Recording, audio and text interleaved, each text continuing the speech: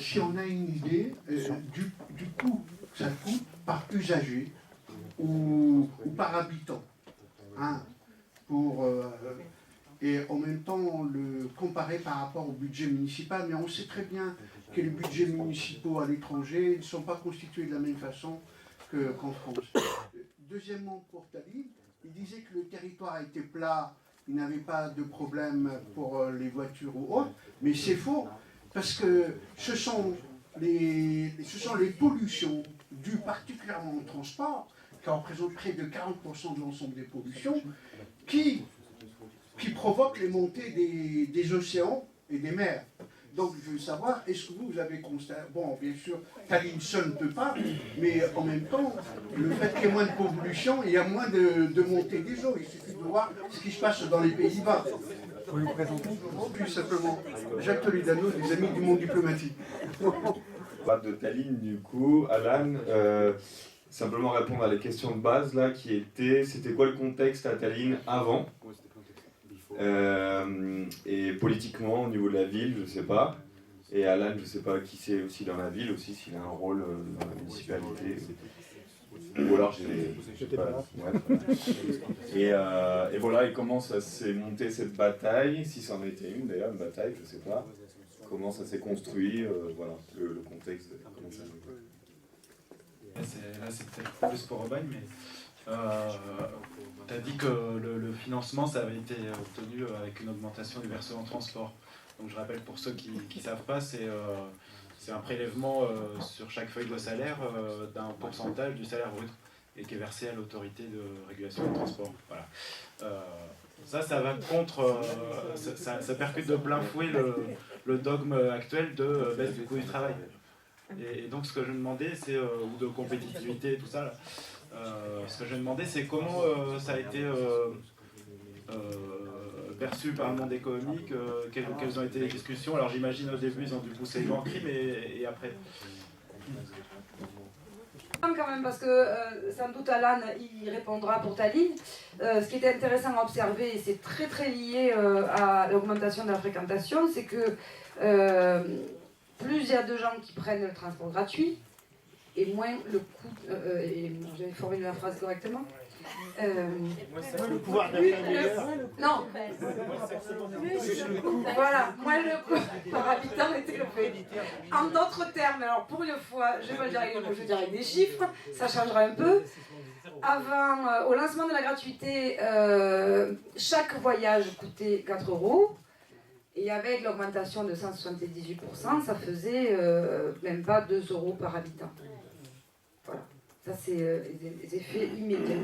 Pour le commerce, c'est difficile à dire pour Aubagne, dans la mesure où cette ville est aux portes de Marseille et où les questions sont un petit peu compliquées pour le petit commerce. Mais par contre, je peux y répondre d'abord sur la zone commerciale, qui a pu s'en frotter les mains, et les boutiques même de la zone commerciale ont été évidemment bien plus fréquentées. Mais encore mieux, je trouve, mais là c'est tout à fait subjectif, et je le revendique, c'est le marché. C'est-à-dire que les commerçants non sédentaires en ont beaucoup profité, parce qu'il y a eu un afflux dans le centre-ville de gens pour les jours de marché, notamment le marché du mardi matin, où il y a beaucoup de femmes, bien souvent chômeuses d'ailleurs, ou avec des enfants jeunes. Je ne vais pas partir sur... oui, vous êtes... je ne vais pas partir sur l'égalité homme-femme, on pourrait, mais c'est intéressant d'observer que ça a en tout cas libéré des femmes qui restaient coincées à la maison quand même. Dernière chose sur le monde économique, des hauts cris, on n'en a pas trop entendu. Se murmurer quelques réticences, mais en fait, dans la mesure où, malgré le versement de transport qu'il paye, il est prélevé même quand il n'y a pas de gratuité, le versement de transport, hein, de toute façon. On ne pouvait pas entendre de hauts cris, parce que comme l'employeur est censé rembourser 50% du transport de ses salariés, là il n'a plus rien à rembourser, quoi. Donc franchement, du point de vue des chefs d'entreprise, la question est allée assez facilement. J'aurais bien aimé d'ailleurs qu'ils aient le même enthousiasme sur l'arrivée du tram, parce que ça aurait aussi aidé les salariés, mais évidemment les patrons. c'est pas que ça me réjouisse, mais c'est comme ça. En tout cas, non, mais c'est vrai. Mais comme il y avait là un enjeu politique bien plus fort que leurs propres intérêts de chef d'entreprise et que la droite s'est quand même bien mobilisée contre cette montée en puissance d'une ville performante du point de vue des transports contre nous et contre les investissements. D'ailleurs, j'en profite au passage, je m'arrêterai là pour dire que ce que disait Alan sur les temps d'austérité, le contexte austéritaire qui demanderait à ce qu'il y ait plus de gratuité des transports. Je suis très contente d'entendre Alan en parler et je pense qu'il va peut-être donner un petit peu qui il est et les questions qui ont été posées sur Tallinn. Parce que ici on n'entend pas trop ça, c'est plutôt le contraire. Le contexte austéritaire, il réduit les budgets et jamais on va penser qu'il pèse sur les gens, quoi. C'est extraordinaire.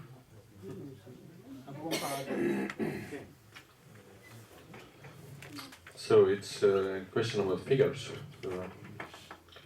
It's too long, but so it's city budget in total 600 million euros, and out of this 600 million, roughly 60 million is public transport budget. So about 10% of the city budget, municipal budget is public transport. How much it makes per capita? It's 440,000 residents. Calculate, I don't have it ready, but it's 60 million divided 440,000. The cost of public transport. Cost of public transport is 12 million, which is lost ticket revenue. But at the same time, city earned, which is technically not correct, but which city additionally received to the municipal budget from the additional taxpayers registration. It's conservative estimate is 20 million. So 20. So city is in fine surplus with it, and this is a source for the major source for additional investment to the public transport, for salaries, for fleet, for everything. Donc, le chiffre. Le budget municipal, plus ou moins 60 millions d'euros par an, dont 16 millions d'euros est consacré au transport commun. Donc 60 millions et 16 millions, dont 16 millions c'est le transport en commun. Donc il a dit c'est plus ou moins 10%. Non, un quart. 60 du 16, c'est un quart. Budget 16 is the 60. And the 600 is... Ah ok, pardon. Donc 600 millions d'euros, c'est le budget municipal. Oui, bien sûr, et 60 c'est le transport commun, donc c'est 10%. 600 millions d'euros par an, c'est le budget municipal. 60, c'est le transport commun. D'accord. Donc c'est 10% du budget municipal. Comme Tallinn a présentement 440 000 habitants, bah, il faut juste diviser 60 millions par 440 000 et vous avez le chiffre. Les coûts, donc c'est le revenu de vente de tickets avant la gratuité, c'était 12 millions d'euros. Donc c'est ce que la ville gagnait avec la vente de billets, de la billetterie. Mais avec les nouveaux résidents, les gens qui sont enregistrés à Tallinn, on ne sait pas si c'est de nouveaux résidents ou les gens qui résidaient à Tallinn avant, mais sont enregistrés dans la ville, c'est 20 millions.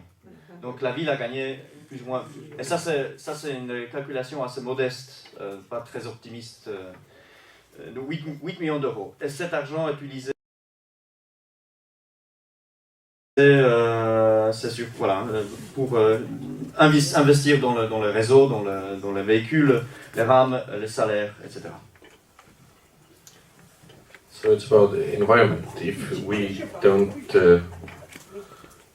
think the sea level is affecting ourselves as well, of course we do. But of course there are few municipalities whose real politics is affected by the big environmental concerns, sorry to say so. And the big exception in it is definitely Paris. In Paris, yes, there has been urgent situations with the air quality, and twice in last 3 years it has been tried. And it's actually have been tried three times, once in Charlie Hebdo March and then twice in air quality urgency. And this is already kind of recidived repetition that which definitely shows us that if there is an urgent situation, direct urgency, this is accepted as a solution or temporary solution. And yes, in Paris it has been tried, but it has been tried also in big urgency.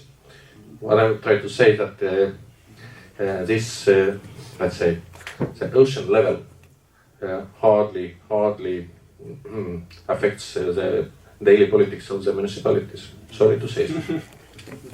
However, it's true. Donc ces grands dangers du changement climatique, dont la montée de niveau de la mer est juste un élément, ou un phénomène, malheureusement n'influence presque jamais la politique locale, au moins pas en Estonie.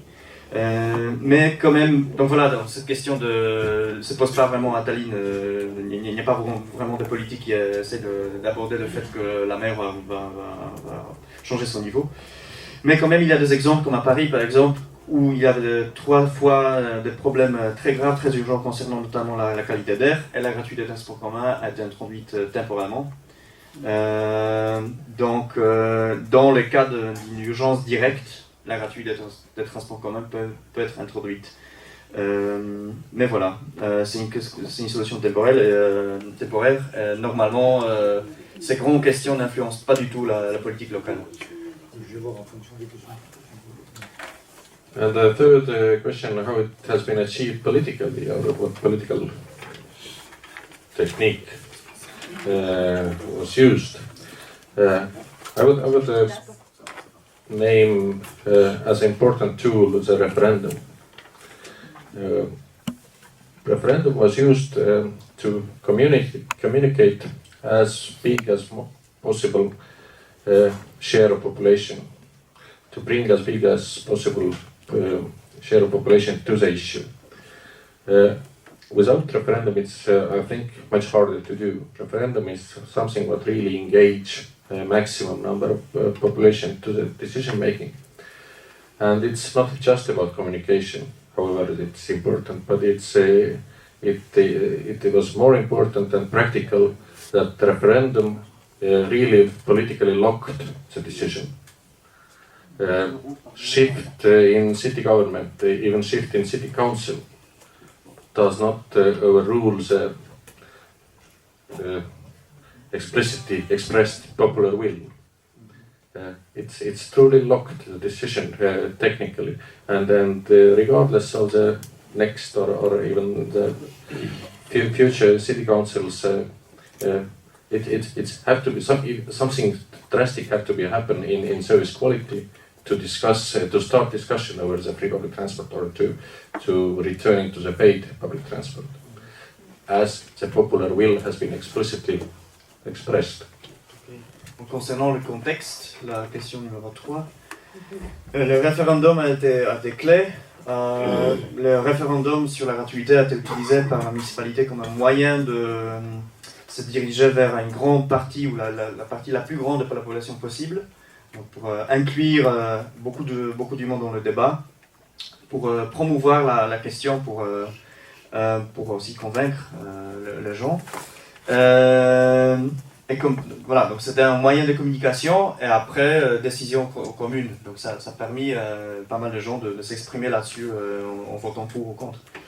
Et sans référendum, ça aurait dû être beaucoup plus difficile de conserver cette décision. Donc même s'il y avait eu un changement politique dans les conseils communaux favorable vers la gratuité de transport commun, ça aurait dû être beaucoup plus difficile de la mettre en place sans cette consultation, sans ce pouvoir populaire qui s'est rassemblé autour de référendum. Donc maintenant, on peut imaginer qu'il faut vraiment une baisse drastique de la qualité de transport en commun pour qu'on revienne dans les débats sur est-ce qu'on veut avoir la gratuité ou pas.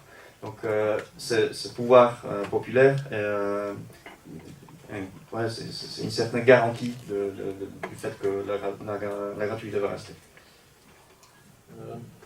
Politically, it's noteworthy also that in Tallinn there has been one party rule, single party majority in council since 2000. Is it 6 or 7? It's about 10 years. Single party majority. So, and evidently it has been used by this governing party, central party, as a tool to gain votes, and it has been achieved. It became definitely a good, strong argument for getting re-elected. But we are well aware, and the ban case is justifying it, that it doesn't guarantee anything. It doesn't provide any guarantee to anybody. And we are well aware that there is no opposite expectation. It does not glue anybody to the power. Bien sûr, le fait qu'il y a aussi... C'est aussi très important de dire qu'à Tallinn, depuis 2006 ou 2007, il ne rappelle plus la date précise, Tallinn est gouverné par une partie, donc c'est une majorité d'un parti politique, parti de centre, qui a introduit la gratuité. Et bien sûr, ils ont introduit la gratuité aussi pour gagner le vote, c'est clair. Ils ont joué avec ça et ils ont eu de succès avec ça. Mais le cas d'Aubagne montre malheureusement que le fait d'avoir introduit la gratuité de transport en commun ne garantit pas qu'on va être élu. Donc on n'a pas de faux espoirs ici. C'est pas. Merci de me rappeler.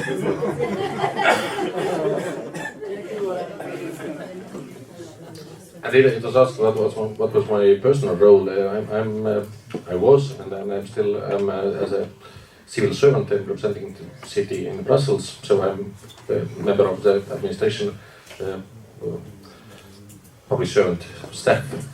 My major responsibility has been more than during the decade communication of the city. Communicating city for outside of the country. So I'm using in my daily job free public transport definitely as a strong tool for promoting city elsewhere, and it's definitely became for Tallinn important element of marketing of the city. Tallinn really got international media coverage from free public transport more than from anything else. I would say the similar magnitude of the issues related to Tallinn has been maybe Olympic regatta in 1980. Now we missed in between really strong issues, but now the free public transport really brought us to remarkable portion to the international media. Donc, concernant son rôle, sa fonction, il représente la ville de Tallinn dans son bureau à Bruxelles. C'est un bureau qui s'occupe des relations internationales. Et à Tallinn, il est chargé de communication, donc promotion. Donc il est là, bien sûr, pour promouvoir la politique de transport en commun et l'histoire de Tallinn ailleurs. Donc il s'agit bien sûr d'une sorte de marketing urbain, c'est clair. Et l'attention médiatique que Tallinn a reçue est remarquable. Elle est la plus grande, juste à cause de la gratuité de transport en commun, plus grande depuis 1980, quand il y avait un grand événement sportif à Tallinn. Donc voilà, ça joue. C'est gratuit là, pour les touristes? Non, c'est pas grave. Alan avait fait un reportage d'ailleurs sur Aubagne avec une équipe de télé la première fois qu'on s'est vu avant que Tallinn parte en gratuité, parce que je crois que c'était aussi pour Tallinn comme on le fait entre nous, une vraie préparation à l'idée de la gratuité.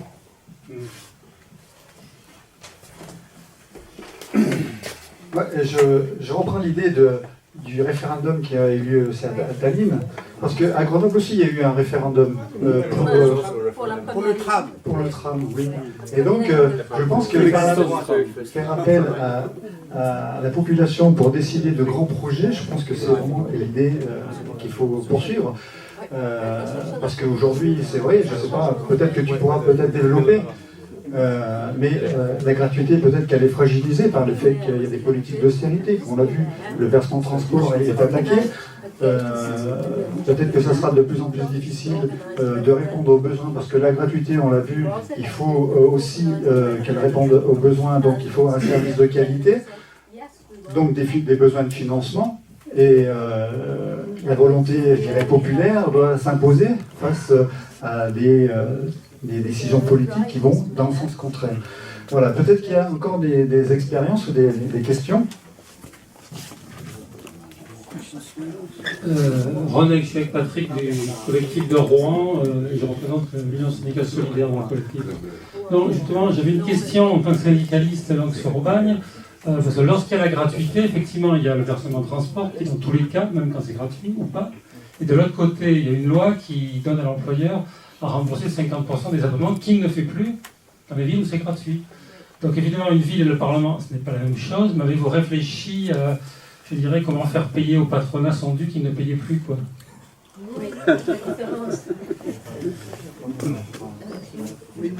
Juste pour Tali, moi je voudrais juste poser une question complémentaire. Parce que. T'écoutes pas. Là, il est en train de traduire. Voilà.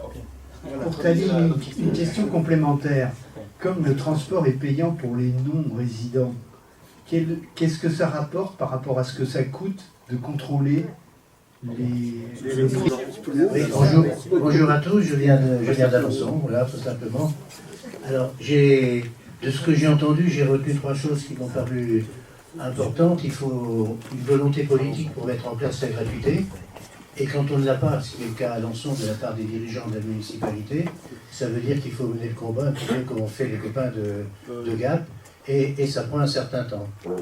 Deuxième remarque, associer la qualité et la quantité. Je donne un exemple, on a réussi à faire en sorte qu'il y ait un bus le dimanche qui circule pour amener les gens sur le marché. À la surprise générale, ça marche très bien alors qu'ils pensaient que ça ne marcherait pas. Voilà. Ce qui veut dire que le besoin de mobilité est une dimension de la liberté. Et je trouve qu'aborder le thème de la gratuité, il faut l'aborder en termes d'argent, mais aussi un petit peu en termes éthiques, comme étant une dimension de la liberté. C'est un des moyens qu'on peut avoir pour combattre cette idée qu'il ne faut pas la gratuité. Troisième chose que j'ai entendue, les zones rurales. Alors, je vous en parle parce que Alençon est la plus petite communauté urbaine de France. Elle a 58 000 habitants. La ville-centre fait la moitié. Et le reste, il y a 35 autres communes autour, à 20 km de distance, maximum. Et donc, il y a du transport à la demande. Et quiconque est à 20 km peut venir se faire couper les cheveux à Alençon au prix du ticket, en prenant le taxi, mais au prix du ticket de bus. Alors, ce qui veut dire que c'est un service relativement coûteux. Nous, le versement transport est limité à 0,6%. On est au maxi, compte tenu de la dimension de la ville, on n'est pas ville touristique, etc. Donc, les ressources sont limitées. Alors, dans notre combat, on a obtenu, je fais partie du conseil municipal, on a obtenu qu'un groupe se constitue sur la gratuité, bien que le maire ait voulu évacuer la question, mais on se défend. Et pour essayer de nous plomber, on nous a dit, et on a fait une étude, si vous augmentez, s'il y a la gratuité, il va y avoir une augmentation considérable de la fréquentation, il va falloir multiplier les investissements, beaucoup plus de bus, beaucoup plus de personnel, et on nous fait un budget qui est plombé. Alors, j'aimerais bien savoir, Aubagne a dit en 5 ans, on a augmenté de 178%. Alors, ça, quand j'entends ça, je comprends que ça veut dire que s'il y avait 100 qui prenaient le bus avant, il y en a 278 qui le prennent après. Et j'aurais voulu savoir ce que ça entraînait en réalité comme augmentation d'investissement en nombre de bus nécessaires pour transporter tout le monde, cette augmentation, et bien entendu aussi en gens pour le conduire, quoi. Alors, moi, je pense qu'on nous a plombés parce que quand je vois les bus sont pleins au moment des transports scolaires à 7-8 heures du matin, mais ils sont vides le reste de la journée. Donc je me dis que si on augmente la fréquentation, ça serait déjà la première chose de les remplir quand ils sont vides. Donc ça suppose de modifier peut-être le cadencement, d'améliorer la qualité pour le rendre plus attractif. Mais j'aimerais bien avoir des chiffres un petit peu sur, ou des idées sur les suppléments d'investissement que ça entraîne pour essayer de convaincre un petit peu cette idée-là. Nous, une idée avait été lancée, c'est d'utiliser l'argent des eurodateurs pour financer la gratuité du transport en commun. Voilà. Et cette idée-là, je pense qu'elle arrive à passer. Voilà. Mais le problème des zones rurales est un problème, à mon avis, difficile à régler quand on a des moyens limités. Grenoble, il y a une Sarsona avec les Moi j'avais une question pour Tallinn et Aubagne. Est-ce que sur l'extension de l'idée de la gratuité à d'autres domaines de ce qu'on appelle ici le bien commun, est-ce que ça a fait progresser dans le débat politique cette idée-là? Je prends l'exemple de l'Isère où, par exemple, le Conseil général à l'époque a mis en gratuité les musées. Il n'y a personne qui a fait des bons au plafond par rapport à cette idée, mais malheureusement, ça n'a pas forcément donné un argument auprès des élus pour aller dans notre sens sur la gratuité des transports. Annie, j'habite à l'extérieur de l'agglomération, enfin Vif. Moi, il n'y a pas longtemps que je participe donc, au collectif, donc je vais peut-être poser une question qui a déjà, pour laquelle vous connaissez peut-être la réponse. Je voulais savoir, en fait, comment ça s'était passé, l'impact social sur la mise en place des transports, de la gratuité des transports à Aubagne. Parce que je suppose qu'il n'y a pas de contrôle, il n'y a plus de contrôle, donc voilà le métier des contrôleurs, comment ça se... Qu'est-ce qu'ils sont devenus et... C'est pas gratuit pour tous, apparemment. Même pour les gens de l'extérieur. Une dernière question. Aubagne, c'est 100%. C'est pour ça qu'il a fait je pense que... Pas de billets, même liberté, égalité. Faut que tu te lèves. Je vais simplement dire, bon, j'habite à l'extérieur de l'agglomération. Donc nous, on avait par exemple une ligne 17. On a mis en place le tram E. Ça a changé le rythme de cette ligne. Et la réflexion, j'entends toujours la réflexion faite pour les gens qui habitent la ville. Mais quand on parle de l'agglomération, dont on fait partie de la métro, eh ben, j'aimerais bien aussi qu'on réfléchisse sur les déplacements des gens qui sont à l'extérieur. Parce que quand on habite à 20 km de Vif, de Grenoble, eh ben, quand on fait le trajet, tous les jours, eh ben, même quand on prend le car et qu'on regarde les voitures qui sont à côté, c'est une personne, une voiture. Et donc, si on n'a pas d'offre correcte, je veux dire, à l'extérieur, ça veut dire qu'on quitte l'offre de bus et qu'on reprend une voiture. Voilà.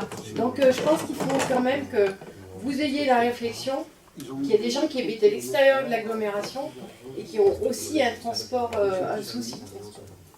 Question pour Aubagne. Jusqu'à présent, on a entendu parler de la ville et pas de l'agglo, de la communauté urbaine, je ne sais pas s'il y en a une. Et dans ce cas, la question qu'on se pose, nous, à Lille, enfin dans la métropole lilloise, c'est que les décisions sont prises par la communauté urbaine et sur un mode du consensus qui n'est pas du tout démocratique. Les décisions, donc ça semble plus facile quand c'est la ville, parce que les élus prennent des décisions politiques, la politique se joue au niveau de la ville et pas des communautés urbaines. Est-ce qu'il y a un risque pour Aubagne, aujourd'hui, de subir ce qu'on connaît ailleurs? Alors, René, on n'a pas vu de cadeau au patron. Non, mais tu vas penser que oui, j'ai pas fini ma phrase. Parce qu'on n'a pas réclamé le dû. Cela dit, pour sortir un peu du cadre de... C'est une plaisanterie, mais c'est... je comprends pourquoi tu dis ça, compte tenu de la situation et du contexte d'aujourd'hui. On a quand même eu, avec les chefs d'entreprise, des moments un peu compliqués, on va dire, lorsqu'il a été question,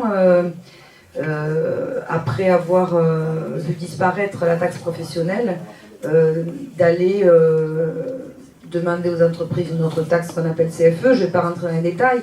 Ce dont je me souviens, c'est qu'on a effectivement, à ce moment-là, pour les entreprises, on va dire les plus riches, taxé un maximum, et que ça a été là aussi encore une arme.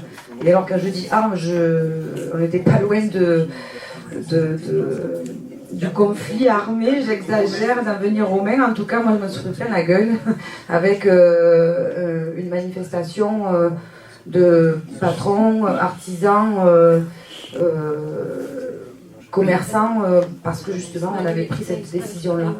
Donc ça a été un moment un peu compliqué, qui explique en fait qu'on peut tenir des équilibres et arriver à prendre des décisions qui contentent tout le monde, comme la gratuité, et en même temps,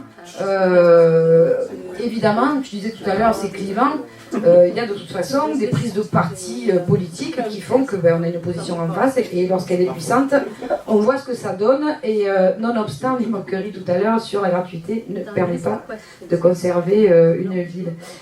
Sur l'impact social, c'est absolument remarquable. Je ne vais pas en parler trop longtemps, j'en ai déjà beaucoup parlé. Ce que je peux dire, et qui est encore vrai, c'est que si on entend par impact social un vrai sentiment de liberté qui apaise dans les bus, oui.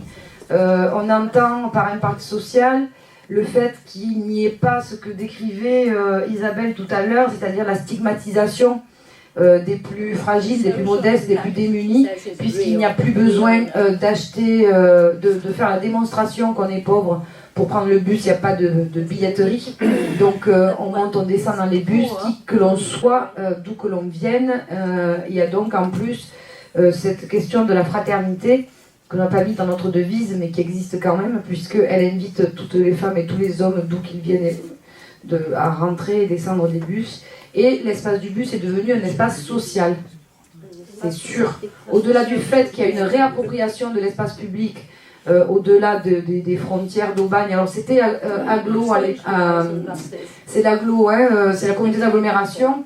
C'est la ville d'Aubagne qui, dans sa campagne électorale, parce qu'elle est ville centre, a pris sa décision supportée par les électeurs, proposée ensuite et acceptée par les maires, et ils ont bien eu raison, même s'ils étaient un peu réticents au départ, parce qu'ils en bénéficient aussi autour. Et donc mis en péril aujourd'hui par la métropole. Pour répondre rapidement à la question, la métropole, c'est en fait ce qui fait qu'on risque de perdre la gratuité. Autant les élus de droite, lorsqu'ils sont arrivés, ne pouvaient pas penser un seul instant l'enlever, parce que sinon c'était le pugilat et c'était, à mon avis, de grands risques. Alors là, de dégradation à minima et de grandes manifestations à maxima ou plus. Autant la métropole, il est possible qu'elle la prenne dans les mois ou les années qui viennent.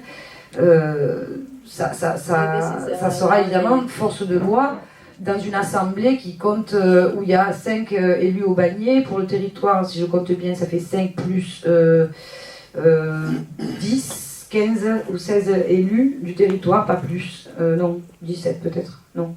C'est ça, Antoine? Je sais pas de quoi tu parles. Les élus métropolitains n'écoutent pas, je crois pas. Oui, du territoire.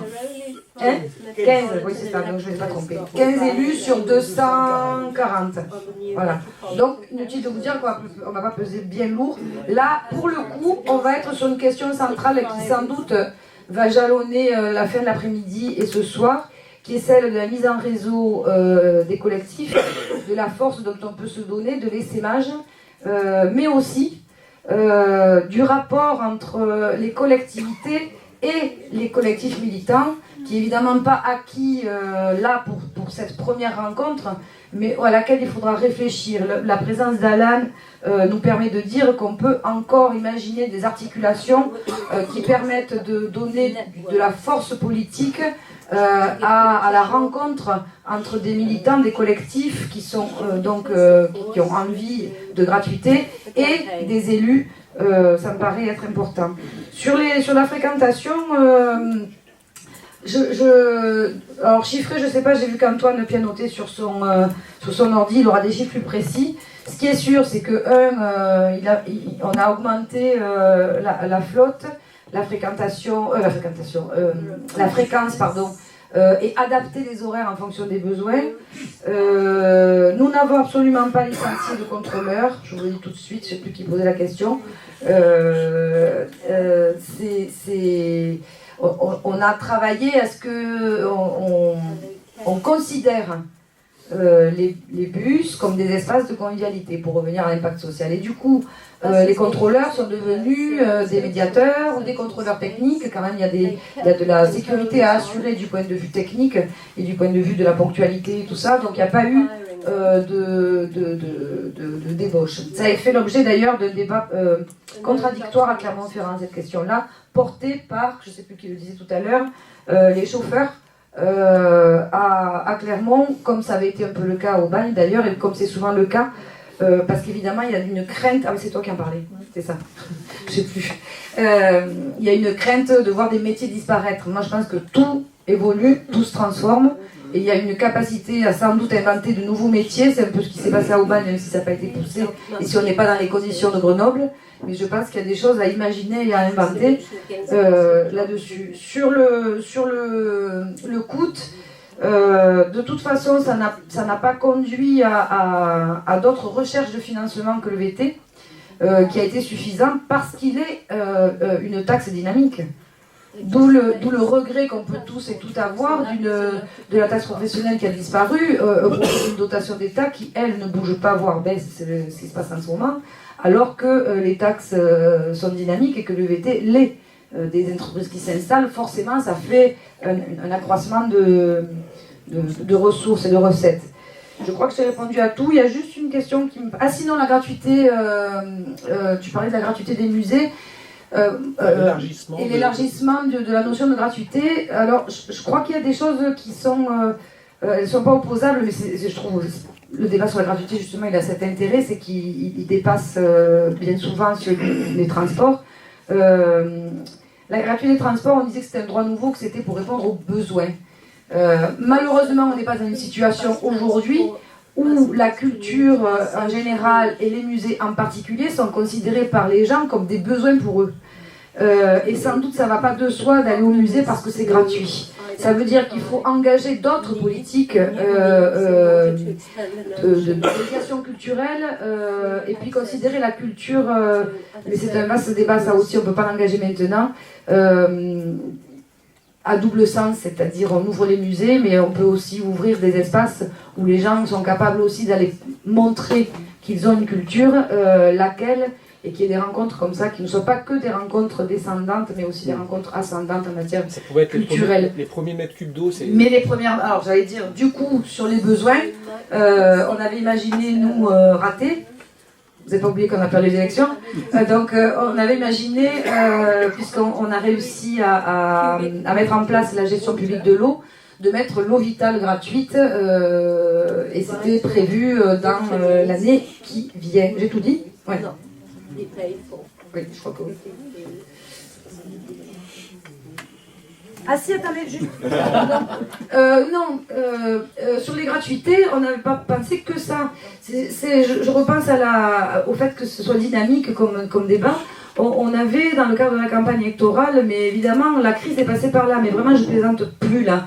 C'est sans doute, je l'avais dit aux différentes rencontres auxquelles j'ai participé, la crise et son point culminant en 2012 a sans doute joué beaucoup sur la perception de la gratuité et le fait que, entre autres, ce soit un levier pour nous faire perdre les élections. Cela dit, on avait mis dans le programme des gratuités du style les piscines municipales. La cantine, c'était un débat et on l'aurait tranché, alors là pour le coup pas avec un référendum mais avec un débat public pour voir comment on prenait la chose parce que on sentait bien que ça allait pas de soi avec la campagne militante qu'on avait menée.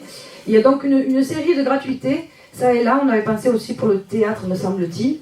Donc il y avait comme ça des espaces de gratuité qui allaient s'ouvrir encore. On pense que c'est une question à venir à Aubagne pour 2020.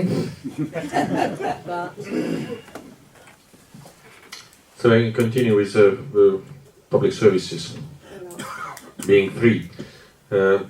In Tallinn, free public transport was in campaign for free public transport was extensively used the free Wi-Fi.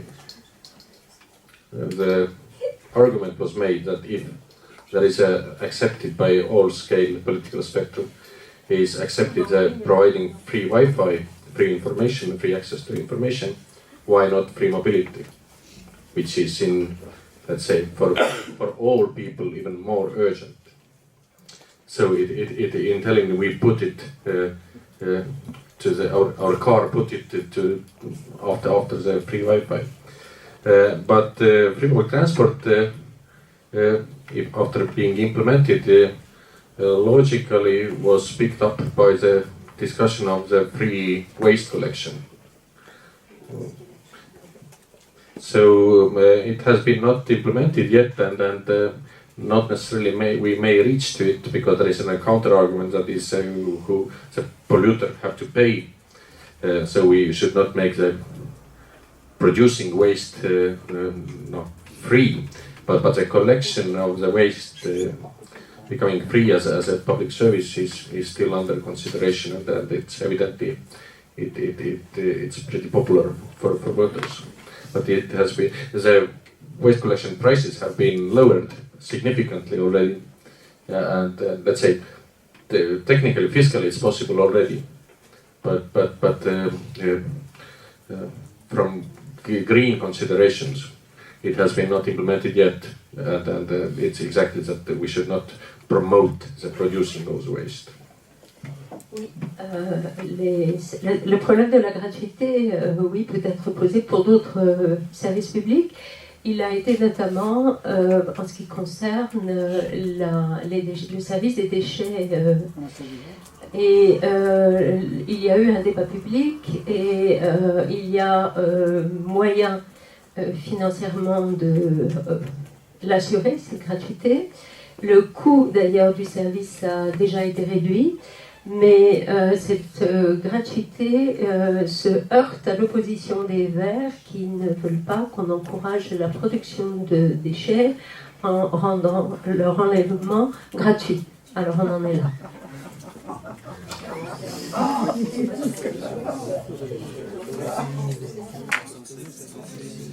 In regard of the jobs and employment, in Tallinn, public transport was used, and it's happens in many places. Public transport was used as a tool, as a reservoir of jobs in labor market urgency. In peak of the crisis in Tallinn, and it has happened a little before the implementation of free public transport, but in peak of the crisis there were created several hundreds of the social jobs as a what they were called as a cleaners of the public transport fleet, but also what we called the job function was called as a what is it, like a steward of the public bus. Basically, there is somebody to assist, but basically it were extensive number of the big number of the social jobs which were created in peak of crisis, but they are not anymore.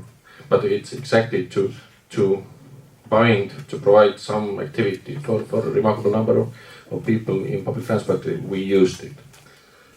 There was one question from Ruan about the cost of the control of those non-residents of Tallinn. It's indeed a legitimate question to ask if there is only, I would say, 5 million euros are collected from ticket revenue from non-residents, and the cost of the system is 1 million per 4 years of the running the contactless card system, plus control, which is one brigade of 3 or 4 persons, but still some cost which euros estimate I don't know, but it's evident to collect this 5 million of ticket revenue for let's say 250 plus one brigade control, it's not relevant. But the substance of the answer is that due to this, due to maintaining the ticket for non-residents, the city increased its budget around 20 million euros. Without this control, so we equal it not to the ticket revenue what remain, but we equal to it to additional fiscal incomes, and in this case it makes sense. Excusez-moi. Alors je me souviens du début qui répondait à la crainte dont il avait été question, la crainte de la perte d'emploi. Certains ici disant que, Magali notamment, disant que pour répondre à cette crainte, il fallait imaginer de nouveaux emplois. Et donc, comme exemple de nouveaux emplois, Alan parlait de la solution qui avait été trouvée pour répondre aux besoins d'emploi pendant la crise, qui avait été la création de ce qu'il a appelé des emplois sociaux. Social jobs, c'est un des exemples de ces emplois sociaux qu'il a mentionné. C'était des... on avait un mot pour ça dans les autobus parisiens avant, là. Médiateur, oui. Les gens qui accompagnent les agents d'accueil sur les autobus. Donc on avait créé ces emplois-là. Et maintenant, ils n'existent plus. Ils n'existent plus sur les autobus.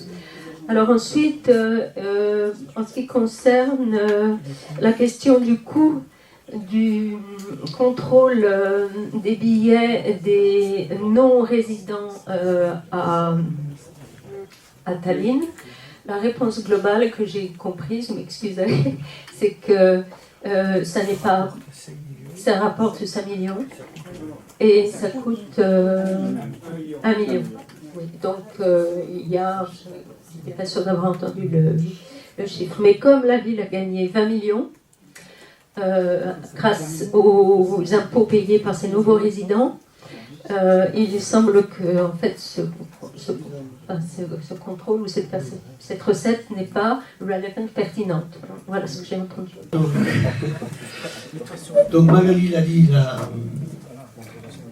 la fréquentation a augmenté de 170% à peu près, mais heureusement les prix n'ont pas augmenté proportionnellement, effectivement. Donc, tu as posé la question, tu as donné les réponses. Essentiellement, on a commencé par remplir les bus qui circulaient vides. Hein, il y avait de la marge. Donc, pour arriver au niveau actuel de fréquentation, on a simplement, on va dire, rajouté sur toutes les lignes 12 bus, et autant de chauffeurs, donc, forcément, ce qui a occasionné donc une augmentation du coût de 14% par rapport à ce qu'il y avait avant. Ah, donc, en kilomètres, si on prend ce ratio-là, avant la gratuité, on parcourait 1 835 000 km par an. Maintenant, on en parcourt 2,15 millions. Voilà, donc il y a eu une augmentation du kilométrage d'à peu près donc, 20%, un petit peu moins. En gros, ça correspond au surcoût, mais bien sûr, ça n'a rien à voir avec l'augmentation de la fréquentation. Donc c'est pas un problème. Les horaires difficiles, ce sont ceux, vous l'avez dit, il y a des bus scolaires, où là où il a fallu rajouter pas mal de bus sur les lignes qui font l'extérieur d'Aubagne vers le centre, plus qu'Aubagne. Aubagne, il y a le lycée, il y a les lycées, il y a l'hôpital, il y a tout. Donc on a eu pas mal de bus à rajouter sur les communes extérieures pour les scolaires qui viennent sur Aubagne. Parce que pour eux, ça a été un vrai gain. Magali l'a peut-être dit, mais je le redis, chez nous, les grands défenseurs devant l'éternelle gratuité, ce sont les jeunes. C'est extraordinaire. Vraiment, voilà, la façon dont ils se sont accaparés de cette mesure, alors pour des tas de raisons, hein, parce qu'ils peuvent aller voir leurs copains sans payer, parce que ça leur permet, on pourra toujours en discuter, d'acheter des paquets de cigarettes avec l'argent qui s'économise. Bon, ceci dit, la réalité, c'est que les jeunes se sont vraiment accaparés dans les bus qui sont très, très, très nombreux. Ce qui est quand même pas le cas en général des transports en commun. Les horaires ont été à peine modifiés. Je pense qu'aujourd'hui, s'il y a encore des efforts à faire chez nous, il est au niveau de l'amplitude horaire. Hein. Le matin, je crois que ça commence à circuler vers 6 heures. Bon, ça, c'est à peu près convenable. Par contre, le soir, les derniers bus partent vers 20 heures, ce qui est un petit peu... Ça doit coûter un petit peu. On avait prévu avec le tram, ça d'augmenter voilà, l'amplitude. normalement, ça devrait évoluer. Voilà, après, je souris à la remarque d'Alan sur les verts, parce que, quelque part, c'est verts de tous les pays, unissez-vous. Voilà. C'est terrible. Parce que nous, les maires nous ont reproché que les gens qui n'avaient pas besoin d'utiliser ce bus, maintenant qu'il allait être gratuit, vont l'utiliser. Vous voyez, les gens, ils vont monter dans les bus pour promener, pour passer le temps, simplement parce qu'ils deviennent gratuits. Ou bien, effectivement, on ne marche plus. Mais franchement, c'est n'importe quoi, ça. Toutes les mesures qu'on a fait faire montrent qu'au contraire, le fait que le bus soit gratuit, que les gens vont prendre le bus, ça les fait marcher. Parce que pour aller de la maison au garage, en général, on fait 10 mètres, pour aller de la maison à l'arrêt de bus, on marche. Et ça leur passe dessus, quoi, complètement. C'est terrible. Je pensais ça parce qu'il parlait des déchets. Après, la gratuité des services publics, il y a des communes qui ont eu plein d'imagination. Il y en a une dans les Alpes-Maritimes qui a mis la gratuité des transports, la gratuité pour les services funéraires. Mais bon, voilà, c'est un petit village qui n'avait pas de problématique particulière de transport. Ben, bon, effectivement, comme les transports, à un moment ou à un autre, on en a. L'égalité devant la mort, c'est important.